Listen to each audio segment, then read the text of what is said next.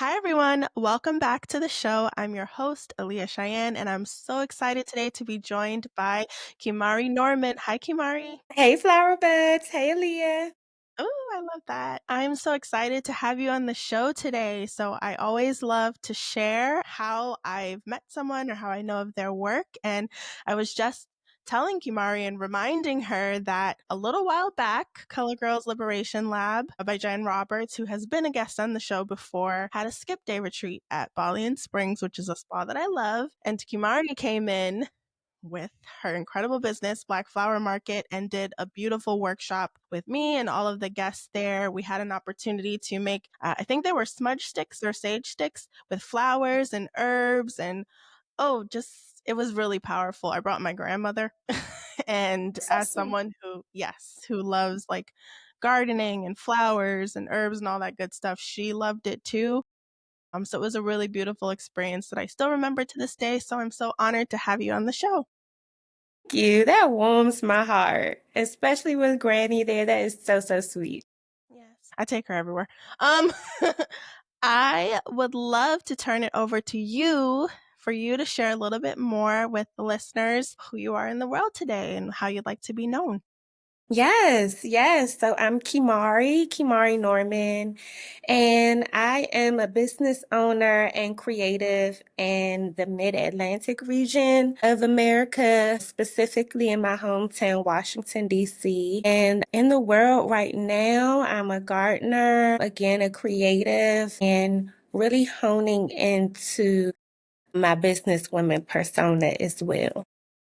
Yes, I love that. I love it. I love to see it. I'm so grateful to have experienced just a little bit of your work as well. And I'm so excited to dig into our conversation so folks can hear more about that. But first, I kind of want to take it a little bit of a step back, talk a little bit more about how you got to this place of being a businesswoman and owning Black Flower Market. I know that flowers and herbs mean a lot of different things to a lot of different people. And I'd love to talk more about your experience with them and what kind of sparked your connection to them and how that's evolved over time for you. Yeah, that's such a great question. My intentional start of my relationship with flowers and herbs began as a college student, as a sophomore at Temple University. I found a space where I can merge my studies and my trade in set design in the theater school at Temple with my growing passion of agriculture.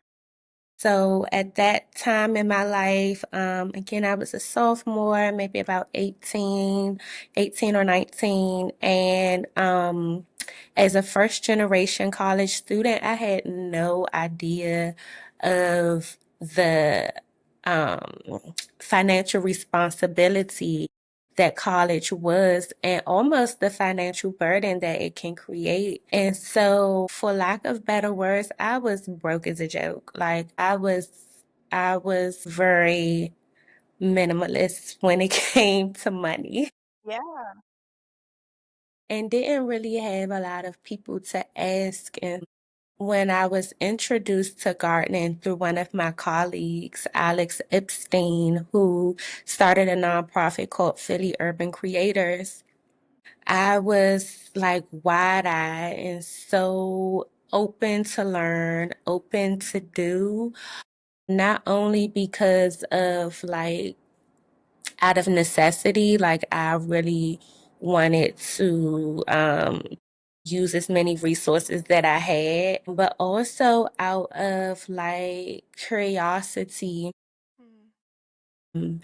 A friend of mine at the time, his older sister was studying under Dr. Sebi in Miami. He had like an institute in Miami, and the stories that she would share and that he would tell about her experience was just so inspiring. I was like, just starry eyed at the work that Dr. Sebi was doing through plants and herbs. And I was inspired to at least like experience it in my own little way in North Philly by growing my own herbs, growing my own vegetables, and taking the initiative to eat them and trust what would come from that. Yeah. Yeah. Oh my gosh, you said so much there. That's really powerful. Thank you for sharing your story. I feel like we come from a generation, and there are a lot of folks coming up now too with school that really don't understand the financial burden and responsibility like of school, like taking on student loans and stuff like that. So to hear you be vulnerable about that is really important because it might offer perspective to someone else who's listening. And I love these pieces of inspiration from different businesses, nonprofits, Dr. Sebi, and everyone around you to really encourage you and inspire you to experiment with something new and develop a love and a passion for it. So thank you for sharing that. So I want to talk a little bit more about Black Flower Market because we've mentioned the name a couple times, but everyone who's listening might not know what that is. And it's more than just flowers. You have a background in creative design, like all these different things. So can you tell us more about Black Flower Market?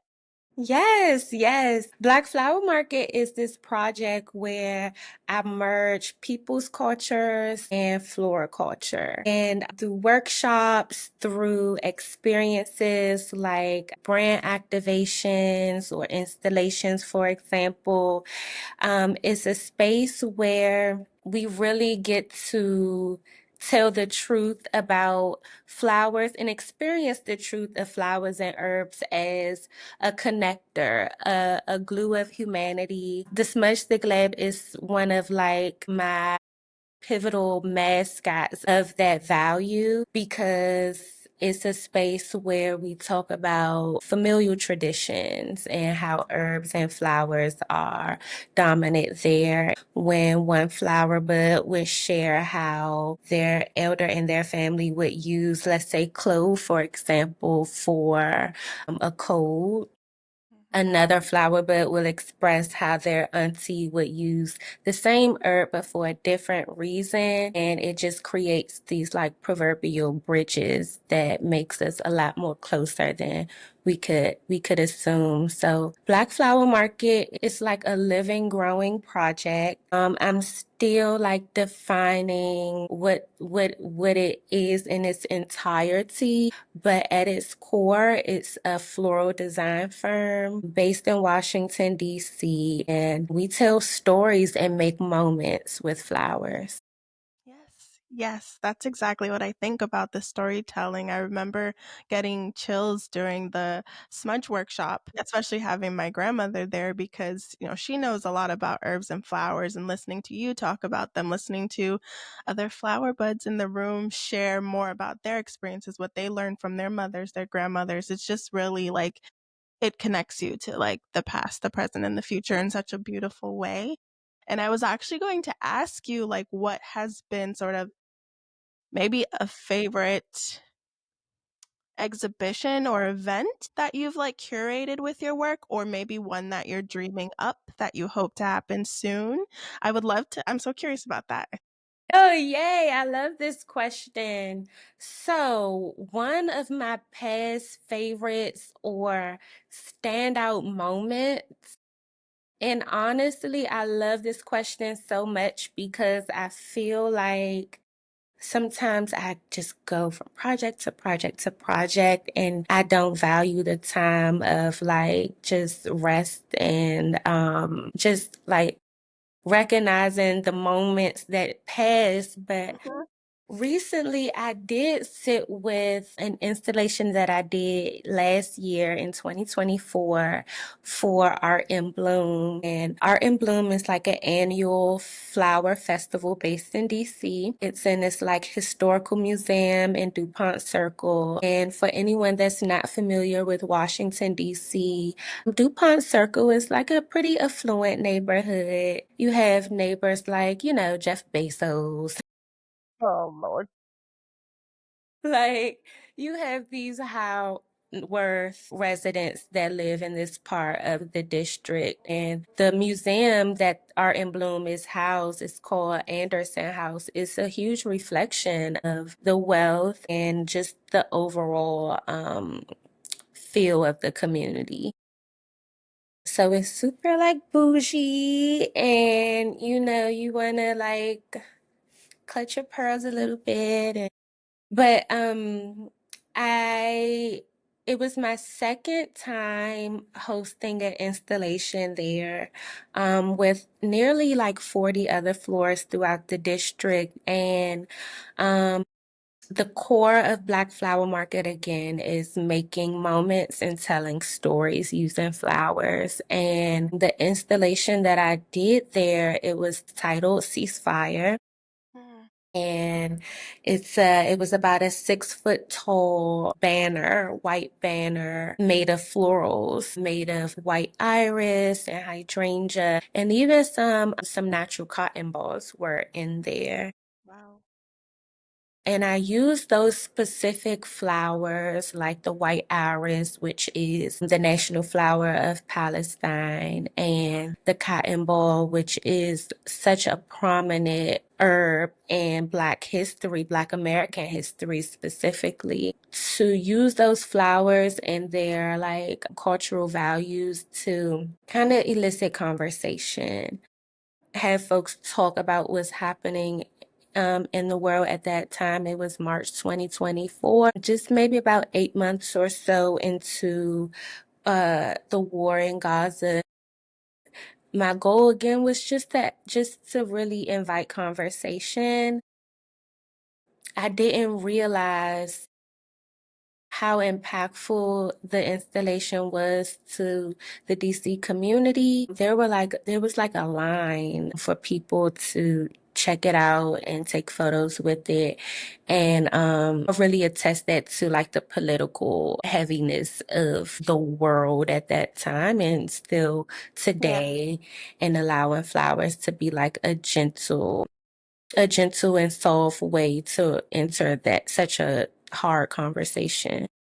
Yeah. Oh my gosh, I'm so much there. I'm getting chills with that because you're using the word gentle, but it's still an act of resistance, an act of protest in a lot of ways too. And I think that's such a beautiful way to do it and to spark conversation. And I'm so happy to hear that it was well received, that people were lining up to see it and talk about it and share it. Mhm. And even your choices for what you included, to make the banner out of flowers, like the connection and using cotton of all things too, especially because it's a connection to our past as well. And I say often in personal conversations too, and in non-personal conversations, that resistance and struggles and civil disobedience and civil rights here in the United States is very closely tied to Palestinian liberation. Our So moves are much. intrinsically linked. A So, thousand percent. A yeah, that's really thousand powerful. percent. So Yeah. yeah, I was honored to be able to at least have folks again receive it and talk about it. So Yeah. yeah, that was super special. Yeah. And what you're creating too with your work is a form of art through gardening, through flowers. And I feel like art is such a powerful medium for a number of different things, sparking conversation, revolution, resistance, all of these different things too. And I'm very curious for you personally. We know that flowers can be beautiful. They can mean a lot of things beyond that. They can be medicinal. They can mean a lot of things beyond that. But when you think about your work and Black Flower Market, like your mission in terms of the message that you hope people receive when they see your work, what you hope they take away from it, I'm very, very curious about that as well. Yes, the mission, the mission. The mission is to really connect, to converse. The name of my business is Black Flower Market because I am creating this world of flowers and this world of commerce through my specific Black perspective. But it's also Black Flower Market because it's like this underground, kind of under the brow, under the radar type of storytelling that we provide. Like the aesthetic, it can overshadow the story if you're not careful enough to be mindful of the story. And so, yeah, my largest mission with my business is to connect folks and really again, spark those conversations, no matter how small or how like impactful they may be to other people, really like creating like these intimate moments within humanity. That's my largest goal. Yeah, and it's such a big one, and I think that you are executing that perfectly, and beautifully in your own way. I know it's continuing to evolve, you're continuing to figure things out, you're growing, but even the impact you've had on me as one person who's only been able to attend one thing so far, like, it's a lasting memory for me, and I feel like your work is definitely touching everyone who sees it. Thank you for sharing that with us, and I love witnessing you, make your mission happen and live in your purpose. So it's a beautiful thing. Thank you. You're Thank you so welcome. much. Yeah. So I know we've talked about the storytelling component. We've talked a little bit about how different people have expressed how, their families, their familial lines have used different herbs for different things. But I also know that flowers and herbs have their own seasons. Like there are seasons for bloom, there are seasons when they're dormant, resting to come alive again. And I'm very curious to learn from you how you've learned from flowers and herbs in your work. Have they taught you anything about creativity, patience, alignment, like, anything like that? Yes, flowers are such great teachers. I think I've been the most obedient to my lessons from flowers in this past season, particularly in like the flow, that circadian flow of things, and really respecting that everything has a place and a time. So my largest lesson is, what you hit on is seasonality and allowing myself Yes. Yeah. to rest, like even how like that message is reflected in the word in so many different ways. Just sitting my little butt down. Scheduling time for almost everything and honoring that schedule, honoring that ritual that I make for myself. That has been such a pivotal lesson that I've learned from flowers. Yes, and that's a beautiful lesson. Like we all need rest. I feel like ugh, I am one of those people who feel like we go against nature so much. We need to be doing what the seasons do. Like we should not be grinding in the dead of winter. Like Oh my we should be gosh. coming alive when things are blooming in spring. Like we go against nature so much. So I love to see Black women especially resting. Amen. And yeah, so I'm very happy to hear that for you. And that's something that you've learned from them. And you mentioned the word ritual. Like there's so many spiritual traditions too that are tied to flowers and herbs. And I think that's really powerful and important. So thank you for sharing that. It's my pleasure. Thank you for asking that question. It's so important. Yeah. Okay, so I know firsthand that running a business is not all glitz and glamour. Like there are highs and lows. Entrepreneurship is for many people, but it's not for every person. So I would love to talk about, like, to the extent that you're comfortable, like some of your biggest joys in this work, and then also some, tough challenges that you've overcome with Black Flower Market. Yeah, let's start with your biggest joys. Biggest joys, hands down, are the relationships. Yeah. Relationships. I cannot stress that enough. That has been one of like the largest blessings of Black Flower Market, is meeting so many incredible people um who are just blessings. They're just angels. You included, Thank you. because truly The answers to everything is yes and amen. And so when I ask for things, let's say how you are a blessing in my life, for example, how this relationship is so appreciated. I've been asking and I've been like writing down and wanting to one, express myself more, just articulate myself freely. And two, build intimacy just every day with everyone. And so to me, that means like just kind of moving away from a transactional relationship with everybody. I don't want to have a transactional relationship with anyone unless it's like blatantly said. And so with that want of mine and even just putting it out in the world by writing it in a journal, right? Wow. You emailed me asking me to join your business and your podcast, which is centered on communication and community. And so that's how God has one way God really works in my life. Again, his answers to me are yes and amen. And so when I ask for something, they always come and they always happen. It's just about me recognizing those blessings.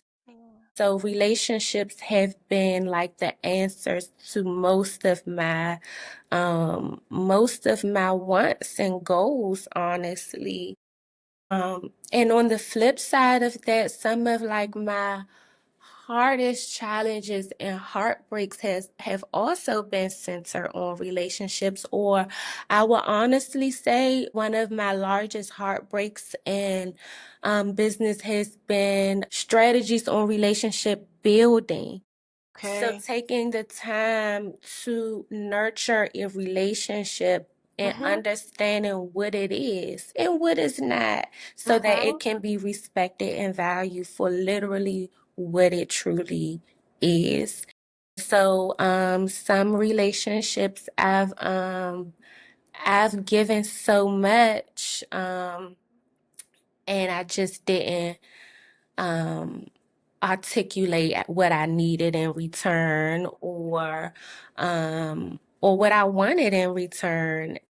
And so really learning how to nurture relationships, like spending the time that's necessary to build them, asking the questions, and just being vulnerable enough to understand what I'm doing with this person or with these people. And so, yeah. Yeah, that's really moving. Oh my gosh. Well, that touched my heart in a lot of ways. So I love that scripting is something that supports you, like writing down in your journal and like seeing that come to life. Like that's Hmm. really beautiful. I resonate a lot with that, and I feel that energy in terms of like calling in aligned relationships. So I think that's really powerful, and I think the toughest part of one of the toughest parts is like being comfortable with asking for help and being vulnerable enough to share what you need. Like that is such a challenge, and I noticed it especially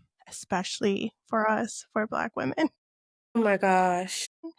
You know, we might be leading in the category of starting businesses, but you know, when you break down and analyze the types of businesses, a lot of Black women are struggling, and I think it goes back there are a million factors for that, but part of it too for us is being comfortable with being vulnerable enough to ask for help. And I think what you said about recognizing what different role that different relationships play in our lives, Hmm.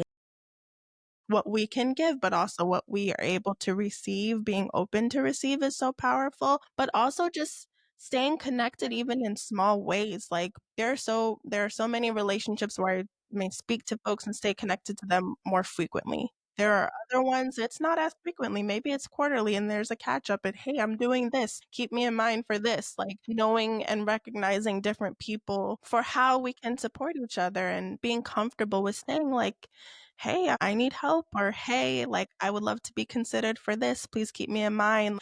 So many things happen because there are people in rooms we might not be a part of who remember us and are mentioning our names, you know?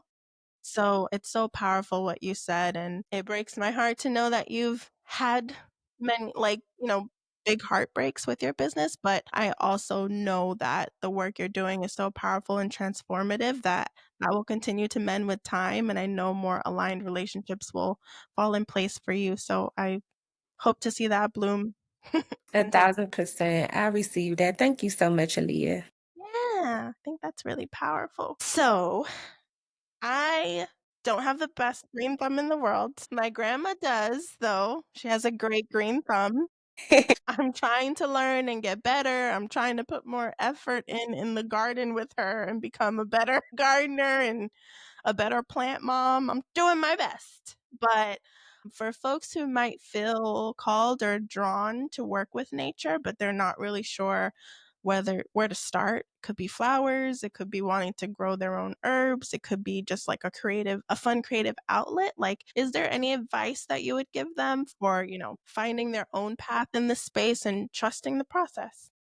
Absolutely. So, when I'm not running my business, Black Flower Market, I have the pleasure and honor of being a public servant working for the District of Columbia in DC's Parks and Recreation, which is one of DC's largest land owning agencies. And we have over 40 community gardens throughout the city of the District of Columbia. And I would encourage folks to tap into their local city or towns or counties community gardens database. You can volunteer with a community garden, or you can take the reign and get your own plot. Honestly, I started gardening at 19. I know some fabulous gardeners who are like 5 years old. Um, I was a little bit like behind. I was a little bit late to the game, but honestly, I take that back. You're never too late to start gardening. It's just like riding a bike. Once you learn these skills, it's almost hard to forget them. And it's such a meditative practice. I would encourage everyone to, if you're in DC, definitely check out DPR Community Gardens and tap in with me. We have a few gardens throughout the city that need plots, holders rather. They have plots that are available. And if you are just out here in this world, in these streets, just Google your local community garden and take the initiative to ask how you can be of service. No gardener says, no, I don't need help. That part. Literally. So it's all about just taking the time out and spending the time. You will get better each and every time. Yeah, that's so beautiful. Yeah, that's really powerful too. I think that's so cool. There's a big park, protected park, that's not far from where I am. And every now and then there are like community cleanups and like there are ways to get involved locally. And actually, in my neighborhood, a new community garden came online last Hmm. year.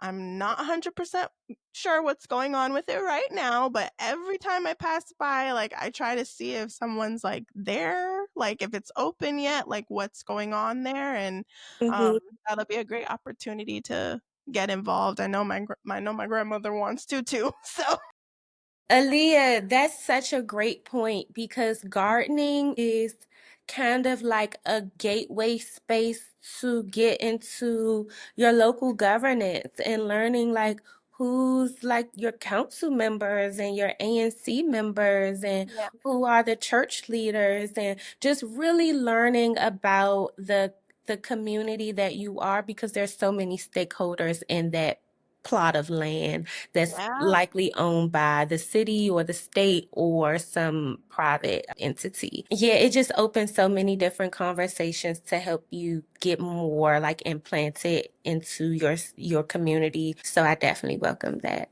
yeah. I think that's powerful too, and it's a way to show up for and in your community now, especially during this time and in this political climate. Like, I think gardening and, getting involved with your community and learning about like your local stakeholders, the people around you is like really important. So So, important.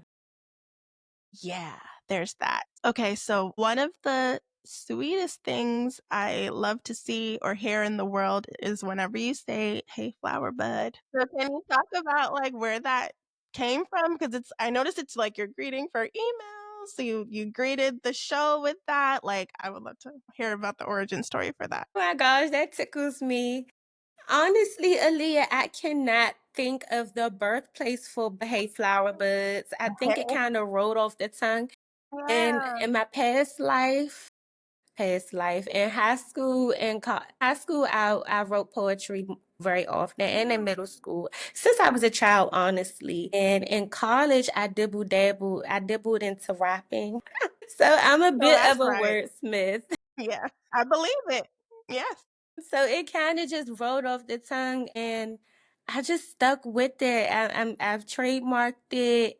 Okay. Um, Yeah. yeah. Good, good. I think it's so sweet. I love to hear it and I love to see it. I feel like, oh, me. Yes. And it's such a sweet way to like just getting back to this theme of community. Like, what a sweet way to continue to build community because it makes people feel special, included, and Yes. It warms my heart when people are like, me. yeah, it does. Every time I'm like, me, flower It's just the cutest thing. I love bud. it.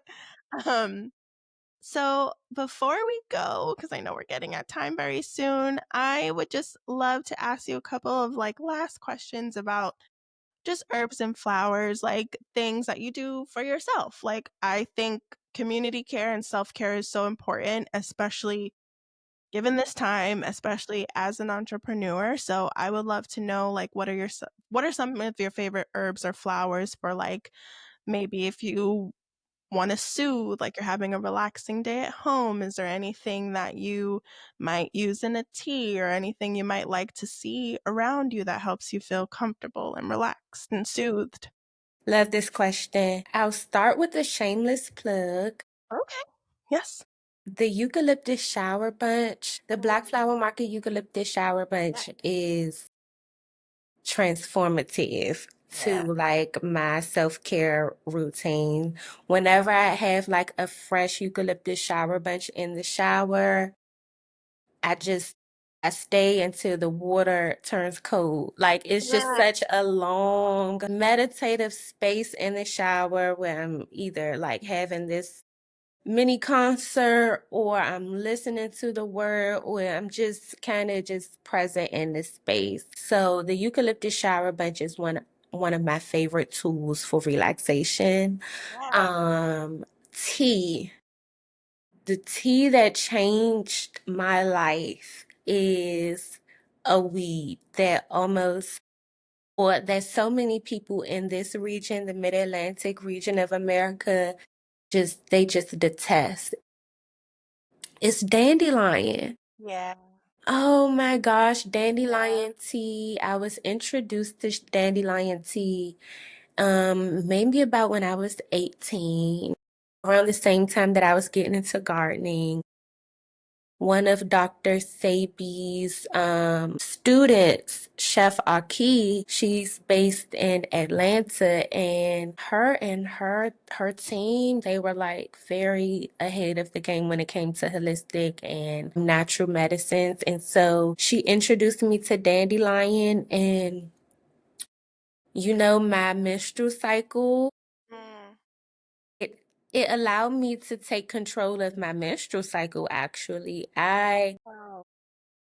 did like a fast, just a short fast, 3 days with just water, teas, and nuts and fruits actually. And my main source of like a liquid was the dandelion tea, Wow. hot or cold. And I noticed that when I would be mindful of my intake like a week or two before my menstrual cycle, I can like allow my cycle to last like 3 days or 2 days. Like it's really powerful for like our reproductive system.